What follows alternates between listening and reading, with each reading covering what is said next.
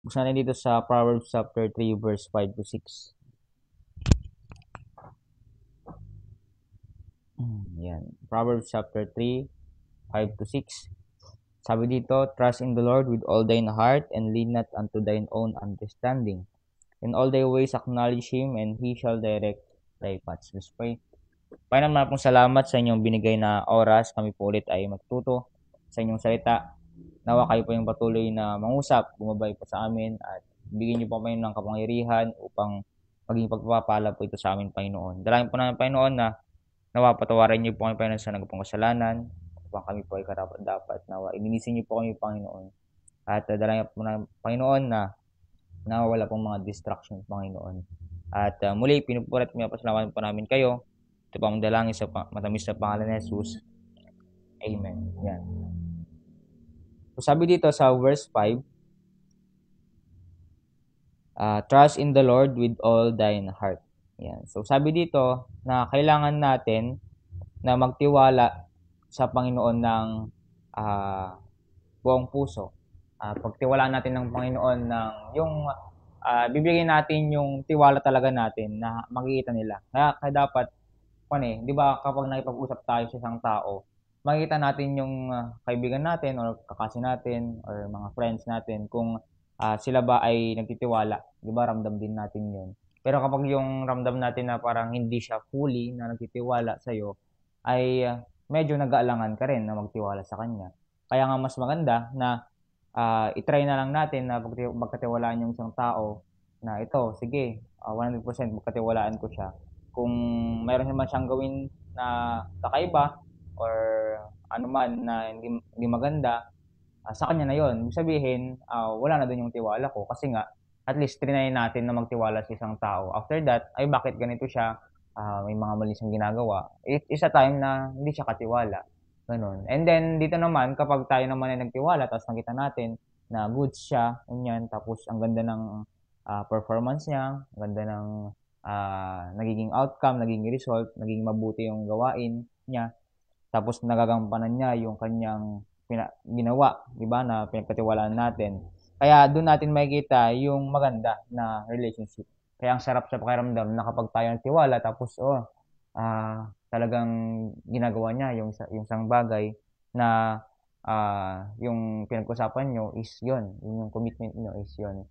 And then dito naman sa Panginoon, kapag tayo naman ay nagtiwala sa Panginoon, tiyak na sobrang ganda. Kaya nga sabi dito, trust in the Lord with all thine heart. Ibig sabihin, lahat, buong puso, at walang pag-aalinlangan. Kasi nga, kapag half lang na yung tiwala natin, na walang puso natin, ay talagang, kunti lang din yung bibigay sa atin na tiwala sa Panginoon.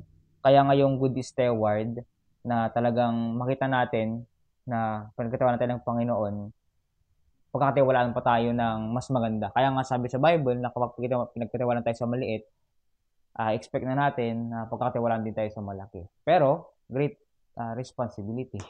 Great responsibility. Pero naman, ang makapalit naman doon is great reward. Kasi nga, sa maliit pa lang, pinagkatiwalaan na tayo. Kaya, dito ay mas lalo nating mas intindihin kung ano nga ba yung with all thine heart. Full pack. Kaya nga ako hanggat maaari na kung meron pa tayong lakas, yan, paglingkuran ng Panginoon, paglingkuran natin, at ibigay natin, sulitin natin yung ipanagkatiwala sa atin ng Panginoon. And sabi dito, in lean not unto thine own understanding. Kapag tayo nagtiwala sa Panginoon, binigyan na tayo ng wisdom, kasi na-apply na natin, tapos naging maganda yung result, at parang okay na siya, tapos habang tumatagal, kasi binigyan ako ng Panginoon ng wisdom, pero minsan kapag nagiging confident na tayo, ay parang nawawala tayo sa tawag ito, yung sa tiwala sa Panginoon. Kasi nga sa una, pinagpala tayo ng Panginoon, pero habang tumatagal, parang nawawala na din yung parang tiwala natin, di ba? Kaya sabi dito sa last, na in lean not unto thine own understanding. Hindi pwedeng habang tumatagal, tapos parang nagiging magaling na tayo, hindi na tayo lalapit sa Panginoon. At yung pagkakaintindi natin, yun na tayo magtitiwala. Babalik pa rin tayo sa una, na trust in the Lord. Magtiwala pa rin tayo, tapos hingi pa rin tayo ng wisdom. Kaya, ay makita natin dito na kailangan pa rin natin na humingi lagi kahit na tayo ay nag-i-improve na. Yan, pinagkakatiwalaan na tayo ng malaki. Tapos, kasi sa buhay kasi meron talagang time na ups and down eh. Sa una, sobrang sipag. Tapos kaya naman talagang pinagkatiwalaan tayo ng Panginoon. Pero habang tumatagal, dahil nasa gitna na tayo, pinagpapala na tayo ng Panginoon, minsan nawawala na dun yung natin, tiwala natin sa Panginoon, di ba? Okay na kasi, financially stable na ako, magaling na ako. Kaya nawawala dun yung tiwala natin sa Panginoon. Pero ang mga doon is ni-remind pa rin tayo sa last na pa rin, humingi pa rin tayo ng wisdom kahit na financially stable na tayo. Ganun. And then sabi dito sa verse 6, in all thy ways acknowledge Him. Ibig sabihin ay kapag tayo ay pinagpala na, nakuha na rin yung achievement natin, at talagang financial stable na tayo, i-acknowledge natin siya. Ibigay pa rin natin yung glory natin sa Panginoon. Kasi nga, doon ulit maibabalik yung lakas natin. Diba? Lakas ng loob natin na magtiwala sa Panginoon. Doon maibabalik ulit yung wisdom na ibibigay sa atin ng Panginoon. Kasi nga, siya yung in-acknowledge natin. Sino yung nagbigay sa akin? Bakit ako naging successful? Kasi nga, dahil sa Panginoon. Diba? Bakit ako naging confident sa sarili? Ba't ako naging tuloy-tuloy sa buhay kahit may mga problema? Dahil sa Panginoon. Kaya nga, i-acknowledge natin sa Panginoon sa lahat ng ating mga ginagawa. Sabi dito, and He shall direct thy paths. At malalaman natin yung totoong daan. At yung landasan natin ay mas lalong magiging maganda. Yung magiging future natin, magiging mas maganda. Kasi nga, in-acknowledge natin siya, nagtiwala tayo sa Panginoon ng buong puso, at hindi tayo naging stagnant na kaya ko to, sarili ko to, magaling na ako. Kumbaga, andun pa rin yung ating tiwala sa Panginoon. Kaya nga sobrang ganda na hindi yung naging okay na yung buhay tapos biglang bumagsak din lang. Kasi karamihan na naging successful or nagiging mayaman, or sabihin natin, example natin na nagiging mayaman ay mga artista.